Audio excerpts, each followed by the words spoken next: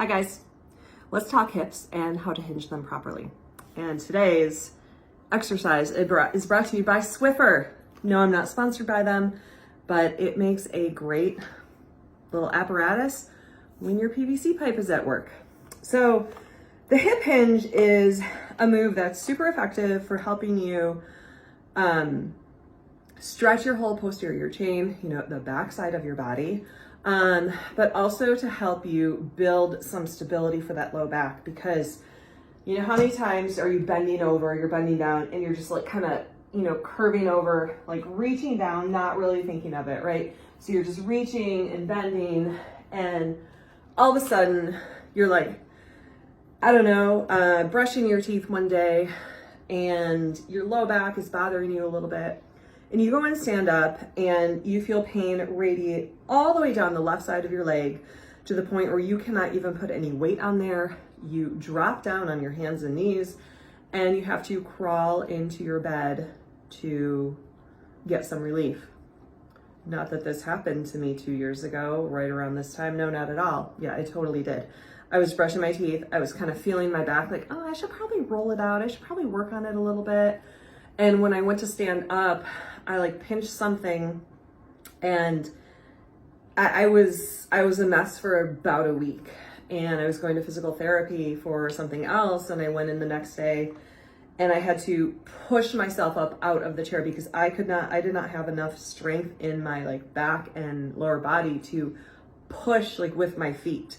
So one of the exercises that I do regularly to help, not only like this is a great warm up for, any gym workout that I'm going to be doing, but also especially at the end of the day, or, when you've just been on your feet or even sitting all day, when you have just like a tired, fatigued back, this is a great movement to do. So the biggest thing to remember with a hip hinge is you want to hinge from the hips. So I always tell people, like, imagine as if I'm going to come and I'm going to like karate chop you right in your hips, right? So when you're bending, you're not just like, arch or, rounding your back like that.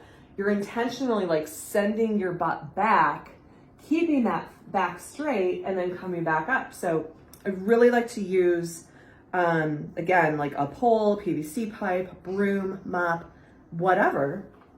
And you want to stand with your hips your feet about hip width apart. And, make sure your core is nice and stabilized. So go ahead, you can take a deep breath in and then exhale as you kind of tighten everything up. So it's almost as if you're like bracing yourself to take a punch, right? So I say like activate your stomach, turn your abs on, and that's what you're doing. Like my dad used to do this. He would say, punch me as hard as you can in the stomach. And right before we'd go and punch him, because he had a big belly, right before we'd go and punch him, he'd see him like, just stop and like tense everything up. And that way, like, because he was turning his abs on to protect himself.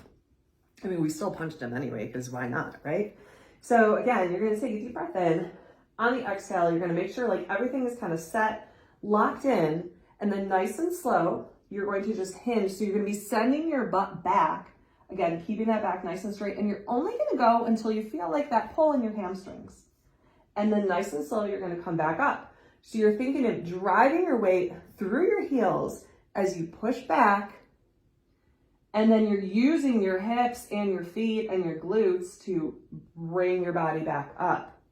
And you can go fast, you can go slow. I did a lot of deadlifts and squats the other day at the gym, and I was super sore because I hadn't been in the gym in 2 weeks. So like my hamstrings are really feeling this. Now, as you work toward, getting more flexible, getting more mobile, you can come down lower and, come on back up. But again, the biggest thing you want to remember is just send that butt back. Imagine as if you're hinging right into the hips here, and then come on back up. So try that. Let me know how you like it and see how tight your hamstrings are. Because if you can only get down to like here before you're feeling a ton of pulling and stretching, then that's a sign you maybe need to do this more. And while you're at it, maybe mop your floors. So have a great day, and we'll see you soon.